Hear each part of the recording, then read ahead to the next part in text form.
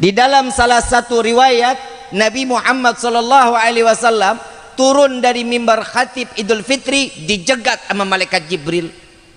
Apa kata Jibril? Ya Rasulullah, aminkan doaku. Baik wahai Jibril. Apa doanya malaikat Jibril? Ya Allah, jangan kau terima amal ibadah seorang anak yang durhaka dengan orang tuanya.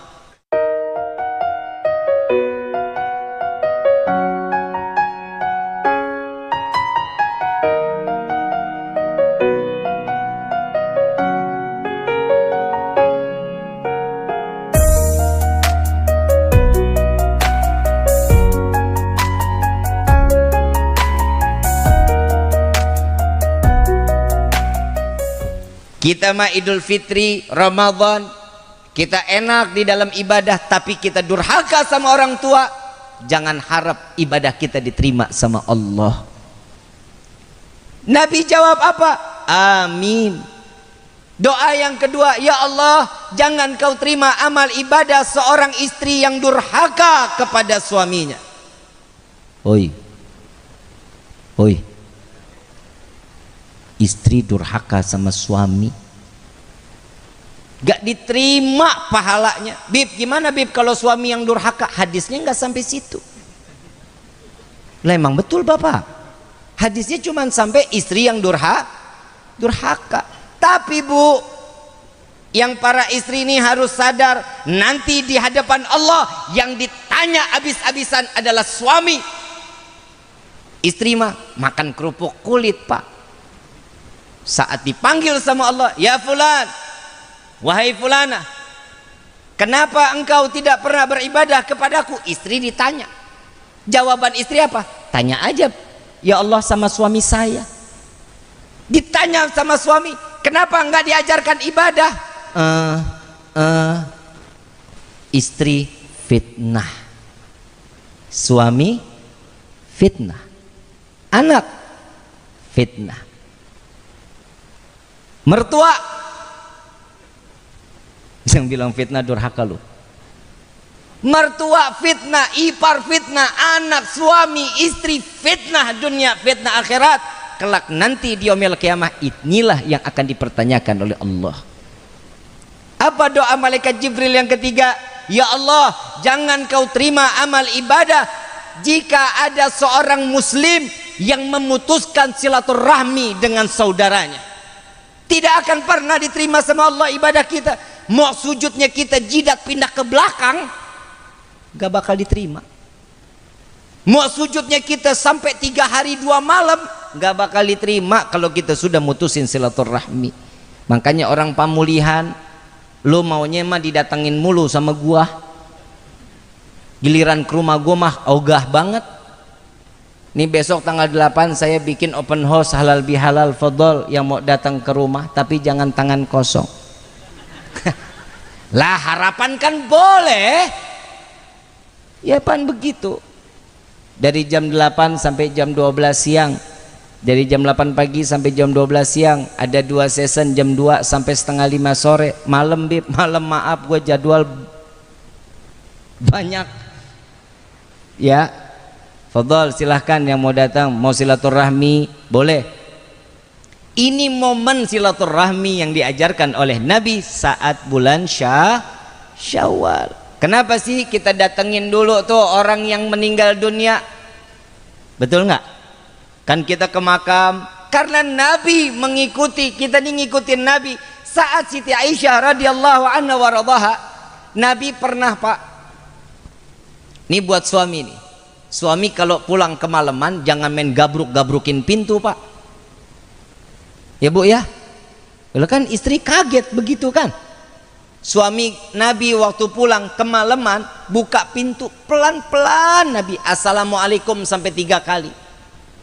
Enggak diketok, cuman assalamualaikum doang. Assalamualaikum, enggak dijawab. 2 kali assalamualaikum, enggak dijawab. 3 kali assalamualaikum, enggak dijawab. Buka pintunya pelan-pelan banget. Begitu sampainya ngelihat Siti Aisyah, dia Rasulullah duduk di pinggiran tempat tidur pelan-pelan, narok badannya pelan-pelan. Takut Siti Aisyah dalam keadaan tidur nyenyaknya terganggu. Kalau suami ibu gimana?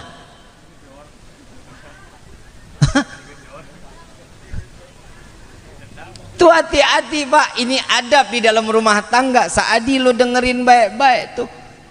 Jangan masuk kamar main gubrak.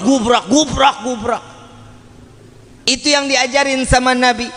Yang selebihnya lagi, satu riwayat pernah lagi, Bapak, Nabi pernah pulang agak kemalaman, mau ketok pintu, nggak berani.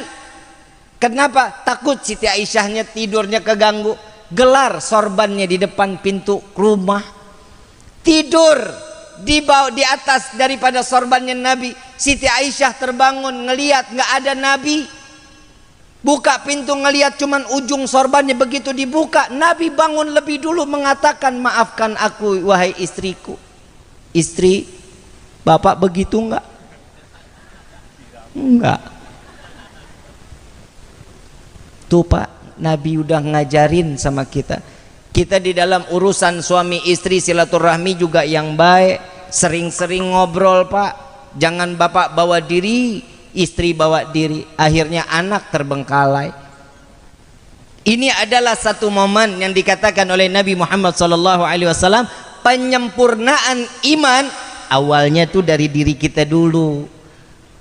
Iman itu bisa sempurna kalau kita ibadah. Kalau ibadah urusan kita sama Allah baik, sama urusan orang lain nggak baik, percuma. Ada satu riwayat dikatakan ada seorang ahli ibadah, hidupnya ibadah tiap hari sampai Allah kasih keuntungan, dia dipertemukan dengan malaikat. Malaikat diturunkan oleh Allah pembawa nama-nama orang ahli sorga. Orang yang ahli ibadah didatengin oleh Allah seorang malaikat. Saat dimana orang tersebut pulang ngelihat ini malaikat, ditanya, Tuhan siapa? Kata orang yang ahli ibadah, aku malaikat yang diutus oleh Allah untuk berjumpa denganmu. Apa yang ada di tanganmu? Ini adalah buku penghuni surga. Nah, coba dilihatin, pasti ada nama saya di dalamnya. Dibuka buku dari lembaran demi lembaran, nggak ada namanya. Sampai ujung nggak ada namanya. Dibuka sampai 3 kali, nggak ada namanya. Sampai Allah mengatakan, wahai malaikatku, sampaikan kepadanya, urusan dia kepadaku baik, tapi urusan dengan manusia yang lain nggak baik. 0, tidak akan pernah tercatat di dalam kehidupannya di dunia sampai ke akhirat. Yang baik sama tetangga, yang baik sama suami, yang baik sama istri. Anak juga harus begitu sama orang tua. Ingat, orang tua itu, anak itu mencerminkan bagaimana orang tuanya. Kalau bapak bisa ngedidik anak-anak, insya Allah anak-anaknya menjadi anak yang soleh-soleha. Coba kalau yang kebayang, kalau ini anak bejatnya luar biasa, badungnya bukan main. Begitu ditanya Pak, ini anak bandel, yang ditanya pertama kali orang tuanya, ini anak siapa? Itu yang pertama kali ditanya. Tapi kalau ini anak pintar, ditanyanya beda Pak. Bu, tanyanya beda. Ini anak sekolahnya di mana? Kelas berapa? Tapi kalau ini anak bandel ditanya, itu anak siapa sih? Itu perbedaannya. Makanya saya mengatakan, Nabi SAW mengatakan, anak itu adalah fitnah dunia, fitnah akhirat. Didik anak-anak kita untuk menjadi anak-anak yang soleh-soleha. Jangan jauhkan anak-anak kita dari alim ulama. Kita di sini masjid jauh apa dekat? Dekat apa jauh? DKM masjid ada? Ada DKM masjid. Kalau ada anak-anak main ke masjid, jangan diomelin, jangan disentil, jangan diusir. Kenapa? Karena anak-anak inilah pewaris kelak untuk memakmurkan masjid. Al-Imam Ghazali radhiyallahu anhu waradahu mengatakan, celaka bagi masjid yang sudah tidak terdengar suara anak-anak. Kenapa? Sudah nggak akan pernah ada yang memakmurkan masjid. Coba lihat anak sekarang, lebih senang main handphone apa masuk ke dalam masjid? Handphone. Orang kalau ke masjid, anak-anak pada lari-larian main-main di rumah Allah, di dalam masjid. Ya wajar, gede masjidnya. Mungkin rumahnya sempit, nggak bisa main. Bib, habis gimana Bib? Kalau lagi sholat mah bercanda mulu. Pisahin softnya. Anak-anak dikasih selingin 3 atau 2 soft di belakangnya. Kalau anak-anak bercanda, iya lagi sholat, ya wajar, namanya juga anak. Coba kalau aki-aki yang begitu, imam lagi ruku main ditendang aja, bagaimana? Inilah kesempurnaan Islam, inilah kesempurnaan iman, saling menjaga satu sama lainnya untuk diberikan keberkahan dunia wal akhirat. Ini yang terakhir dari saya, boleh? Boleh? Karena dari sini saya harus ke Cikubang, dari Cikubang ke Ciawi Lor. Saya bingung, saya lupa nih jadwal, saya nggak cantumin di tempat jadwal karena Habib Mustafa nelfon doang. Saya lupa, saya nggak cantumin jadwalnya. Yang saya cantumin cuma Ciawi Lor. Ternyata Cikubang juga nelfon saya lupa naruh di jadwalnya. Begitu saya lihat tadi maghrib, ya Allah 3 jadwalnya. Tapi mudah-mudahan dikasih sehat walafiat. Amin ya Rabbal. Tapi jangan kecil hati, yang penting kan isi ilmunya, betul nggak? Insya Allah kepake dunia wal akhirat. Yang terakhir, yang namanya ngebangun rumah tangga sama kayak kita ngebangun rumah. Yang pertama, siapin dulu lahannya. Saadi, siapin lahannya. Perempuannya udah ada belum? Woi, udah ada? Pasti? Yakin? Udah pernah disentuh belum? Gua tabok lu, main sentuh-sentuh aja. Lahannya ada, tanahnya ada. Inilah yang dikatakan rumah tangga. Yang selanjutnya, siapin batunya, siapin pasirnya, siapin besinya, siapin gentengnya, siapin batanya. Untuk apa? Untuk ngebangun. Yang pertama kali yang dibangun genteng dulu apa pondasi dulu? Orang pemulihan nggak ada yang tembok dulu, nggak ada. Semuanya ponda. Untuk apa? Mempertahankan kekokohan Kalau pondasinya bagus, kokoh, rumah ratusan tahun insya Allah nggak akan runtuh. Coba kalau semennya diganti sama terigu, insya Allah 2 minggu rubuh tuh rumah. Betul apa betul? Yang diperiksanya dulu tuh pondasi, habis itu baru bangun batanya. Sekatin dulu untuk menjadi kokoh, genteng yang terakhir. Sama begitu juga rumah tangga, jangan main asal nikah tapi nggak tahu apa urusan dunia sampai ke akhiratnya. Didik istri kita untuk menjadi istri yang soleha. Dia nggak sholat, tegur yang baik. 2 kali juga dia masih nggak mau ibadah, agak dikencengin kerasnya pak, suaranya dikencengin. Yang ketiga, dia masih nggak mau ibadah, keluarin dia dari kamar, suruh tidur di ruang tamu. Berani nggak pak? Hahaha aja lu. Ini syariat pak. Masih nggak mau juga, pulangin ini istri ke rumah orang tuanya. Belum masuk talak, belum. Didik, suruh didik orang tuanya. Bapak, ibu, saya minta maaf, saya kembalikan anak ibu sama bapak ke rumah. Untuk apa? Tolong dididik, saya mungkin kurang bisa cara ngedidik anak ibu bapak. 3 bulan saya jemput lagi, 3 bulan didatengin ke rumah, masih nggak mau ibadah juga. Masuk talak 1, pisahin. Jadi orang di dalam rumah tangga bukan asal main cerai-cerai aja. Gak boleh, cerai boleh, tapi Allah paling benci perceraian. Kenapa? Putusnya silaturahmi. Jaga rumah tangga kita menjadi keluarga yang sakinah, mawaddah, warahmah. Didik istri kita, suami istri bahasa yang lembut sama jangan bu, nada tinggi kepada suami itu nggak boleh bu. Nada dengan tinggi, pak tolong ini pak, nggak boleh, dosa besar. Bib, kalau suami urusan dia, orang dia imam suaranya lebih kencang nggak daripada makmum? Allahu Akbar. Coba kalau Allahu Akbar, makmum juga bakal ngikut. Yang namanya imam suara lebih tinggi wajar. Kenapa? Biar makmum ngikutin. Ini kagak terbalik, istri yang suaranya tinggi, yang makmum malah laki-laki. Hahaha. Tuh yang perempuan begitu istri siapa sih? Istri Pak Kuwu katanya. Gak boleh teriak-teriak, apalagi sambil melotot kalau ngomong, dosa. Kalau ada istri yang begitu pak, colok matanya. Istri banyak aturan di dunia memang wajar. Kenapa? Karena istri adalah salah satu kunci suami masuk ke dalam surganya Allah. Istri gampang masuk ke dalam surga kalau mau. Mau nggak? Mudah-mudahan yang di sini semua istrinya ahli surga. Tapi bohong. Mau jadi ahli surga mau? Apa kata suami? Iya. Apa kata suami? Jangan ditolak.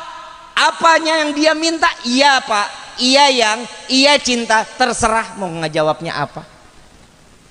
Panggilan mesra kudu wajib harus di dalam rumah tangga. Nabi manggil Siti Aisyah siapa? Humaira yang pipinya kemerah-merahan. Bapak nyaut, nih dia beb masalahnya istri saya hitam legem.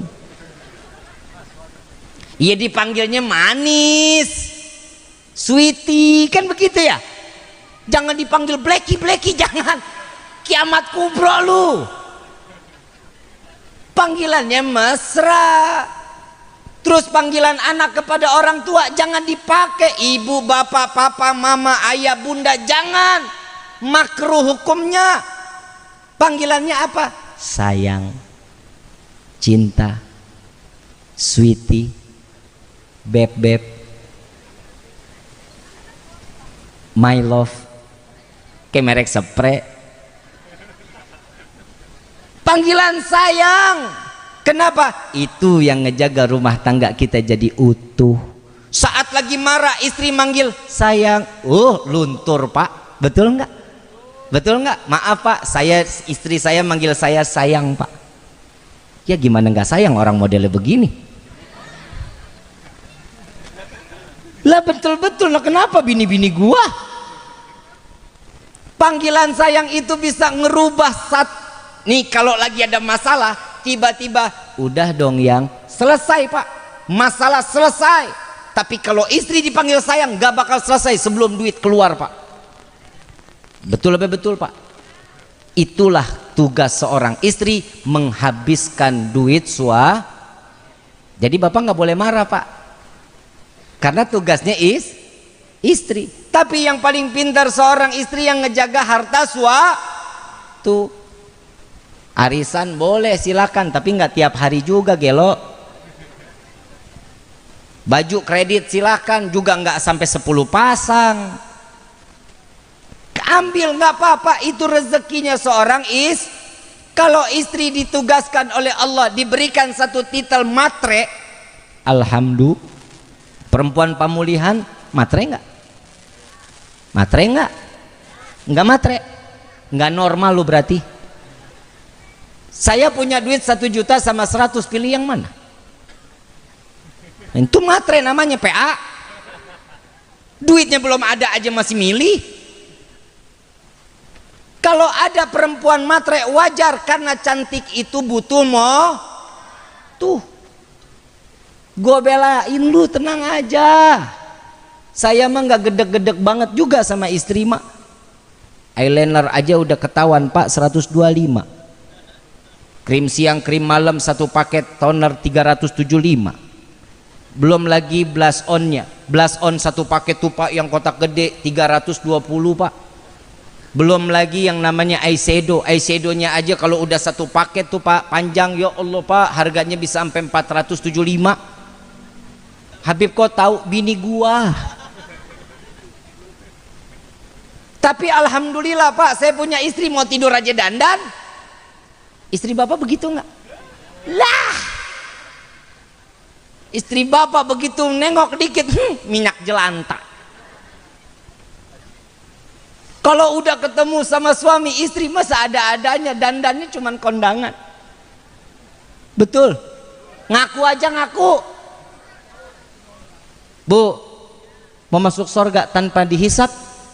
Mau masuk surga tanpa dilihat amal ibadah kita? Mau? Dandan mau tidur ngadepin suami. Benar bu. Jangan giliran lipstik habis mau itu korek-korek depan. Pak, beak. Gak boleh begitu, kasih yang sempurna dong sama suami. Tidur pakai baju yang tipis bu. Hoi Bib, saya udah tua. Bodoh amat, kendor, kencengin.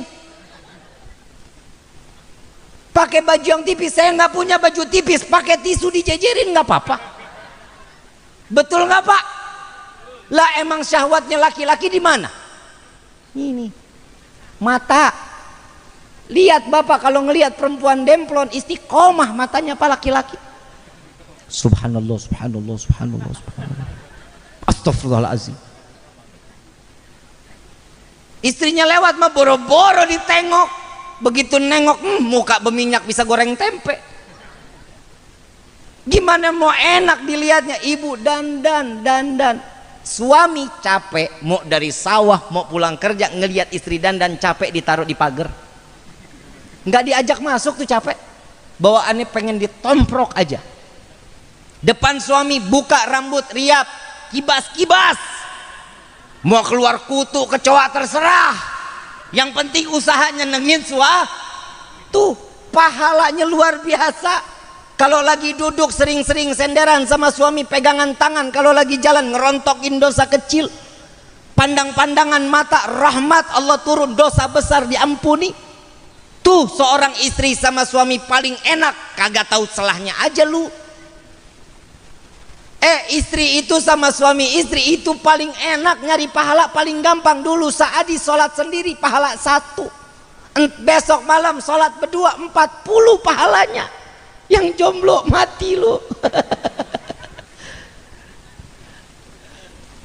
Hidup jomblo mana enak, tiap hari ngelihat bantal guling, mana lepek demek, bisa ditekuk 4. Ngobrol punya curhatan, ngomong sama tembok.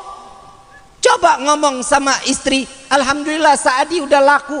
Pak maaf Pak, kita yang udah nikah mah enak Pak, yang jomblo ngenes Pak. Lah bener-bener kalau kita pulang Pak tengah malam pegang nasi dingin, pegang sayur dingin, pegang tahu tempe dingin, masuk kamar pegang istri, nah itu yang kita makan, cocol sama kecap. Betul Pak. Coba kalau yang jomblo, lagi hidup lu sendirian enak banget. Lu naik motor aja rodanya berapa? Gak bisa, truk aja gandengan, masa lu kagak ada gandengannya? Hidup niatin, nikah itu niat. Nikah itu bisa jadi sunnah, nikah itu bisa menjadi wajib, nikah itu bisa menjadi haram. Kapan nikah menjadi sunnah? Dengan niat. Saadi pasang niat ini malam, ya Allah saya niat menikah untuk menambahkan nilai ibadah kehadapanmu. Itu nilai sunnahnya. Wajib jika seseorang memiliki harta yang cukup, dia tidak bisa menahan syahwat, maka wajib dia menikah. Haram kapan? Jika seseorang yang sebelum menikah dia orang yang taat ibadah, begitu menikah dia jadi orang yang lalai kepada Allah, haram pernikahannya.